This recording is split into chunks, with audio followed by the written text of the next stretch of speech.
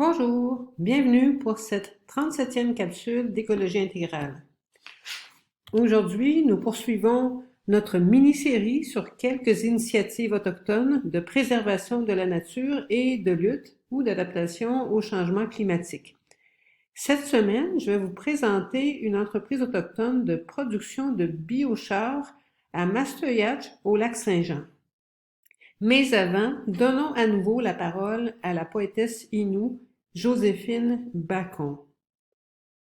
Une nuit d'étoiles, elle nous raconte la grande ours. Les aurores boréales dansent les gestes de la terre. C'est la nuit des cicatrices qui pardonnent. Ce poème est à nouveau tiré de son recueil Ouyesh, quelque part. De mon côté, je me demande si la terre pourra nous pardonner toutes les cicatrices que nous lui avons infligées et que nous continuons à lui infliger. J'ai annoncé il y a un instant que je parlerai d'une entreprise autochtone de production de biochar. Mais vous allez peut-être vous demander, c'est quoi du biochar? En fait, c'est du biocharbon.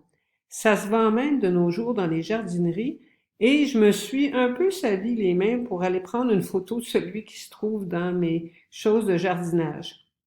Le biochar, c'est en fait une biomasse carbonisée dans un environnement limité en oxygène.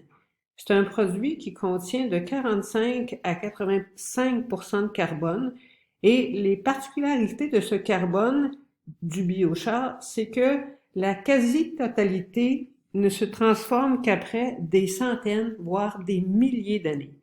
Donc, c'est une façon extrêmement intéressante de stocker du carbone d'une manière durable. C'est un amendement agricole très précieux. C'est pas un engrais, mais comme le biochar est très poreux et qu'il retient les nutriments et qu'il favorise aussi une riche vie microbienne favorable aux plantes, ben c'est un gros plus pour un jardin. On entend parler du biochar au Québec depuis une dizaine d'années, mais en fait, c'est quelque chose de vraiment beaucoup plus ancien que cela. Les peuples d'Amazonie ont découvert ça il y a près de 3000 ans. Ils ont découvert qu'ils pouvaient grandement améliorer la fertilité de leur sol en y ajoutant entre autres du charbon de bois. Cela donnait une riche terre noire qu'on a appelée terra preta. Donc, les terres incas étaient réputées pour leur grande fertilité. Le projet Biochar Borealis est issu d'un partenariat entre la MRC Domaine du Roi et Pequawkamnulnwatch Takuikan, qui est l'organisation politique administrative qui représente la Première Nation Innu de Mastoyatch au lac Saint-Jean.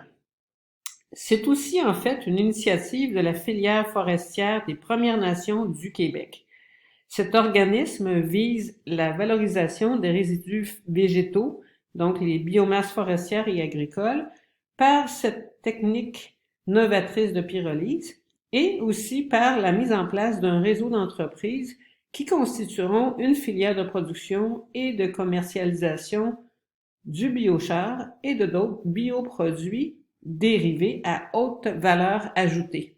Donc, c'est un très intéressant débouché pour les produits forestiers. On cherche des fois comment mieux exploiter d'une façon plus durable la forêt, c'est en valorisant tout ça. L'entreprise Biochar Borealis fait aussi de l'expérimentation et avec la participation d'Agrinova et de Bois-Franc Bioserra, elle a même sollicité des jardiniers amateurs du Saguenay-Lac-Saint-Jean pour qu'ils testent l'utilisation d'un terreau enrichi de biochar dans leur potager. Je fais une petite parenthèse au sujet d'Agrinova parce que c'est aussi quelque chose de notre région. C'est un centre collégial de transfert de technologie en agriculture qui est associé au Collège d'Alma, au Lac-Saint-Jean. Grâce au partenariat entre Agrinova et Biochar Borealis, on a pu mettre sur pied une vitrine technologique sur le biochar et sur les produits dérivés à Mastoyatch. Cette vitrine est opérée par Agrinova et est dédiée à la recherche et au développement de biochar et des autres produits dont je parlais. Elle fait également partie du réseau des centres d'accès à la technologie du Canada. Moi, j'ai découvert tout ça, je savais pas qu'on avait tout ça chez nous dans notre région. Un article paru récemment dans l'Étoile du Lac nous dit que la vitrine technologique Biochar Borealis poursuit sa progression. Et ce printemps, il y aura encore des tests. 2 applications de biochar seront testées en agriculture et aussi pour la captation d'odeur. C'est un autre usage possible. Pour ma part, j'ai décidé d'en mettre dans mon propre potager.